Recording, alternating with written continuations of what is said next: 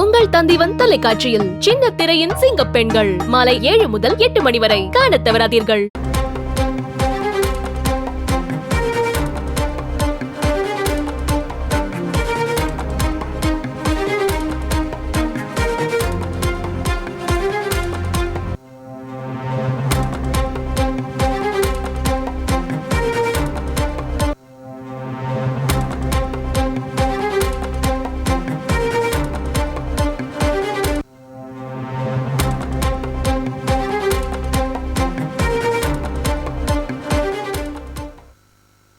தமிழ்நாட்டில் மணல் குவாரி முறைகேடு புகார் தொடர்பாக தொழிலதிபர்கள் மீது அமலாக்கத்துறை பதிவு செய்துள்ள வழக்கை ரத்து செய்து சென்னை உயர்நீதிமன்றம் உத்தரவு பிறப்பித்திருக்கிறது.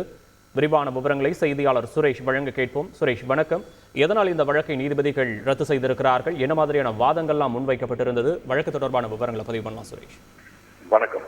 தமிழ்நாட்டில் மணல் குவாரிகளில் அரசு நிர்ணயித்த அளவை விட கூடுதலாக மணல் அள்ளி விற்பனை செய்ததாகவும் அதன் மூலம் கிடைத்த வருமானத்தை சட்டவிரோதமாக பரிமாற்றம் செய்ததாகவும் கூறி கடந்த ஆண்டு செப்டம்பர் மாதம் ஒரே நேரத்தில் புதுக்கோட்டை மற்றும் திண்டுக்கல் போன்ற பகுதிகளைச் சேர்ந்த தொழிலதிபர்கள் வீடுகளிலும் பொதுப்பணித்துறை நீர்வளத்துறை அதிகாரிகள் வீடுகளிலும் எழிலகத்தில் உள்ள நீர்வளத்துறை அலுவலகத்திலும் என மொத்தம் 34 இடங்களில் அமலாக்கத்துறையினர் சோதனை நடத்தினார்கள்.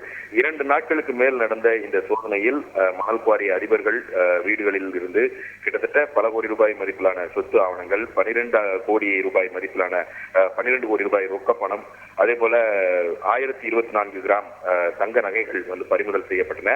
இது தொடர்பாக அமலாக்கத்துறை பதிவு செய்திருந்த வழக்கை ரத்து செய்ய வேண்டும் என்றும் சொத்துக்கள் முடக்கத்தை நீக்க வேண்டும் என்றும் தொழிலதிபர்கள் ராமச்சந்திரன், ரத்தினம் உள்ளிட்டோர் உயர்நீதிமன்றத்தில் வழக்கு தொடர்ந்திருந்தார்கள்.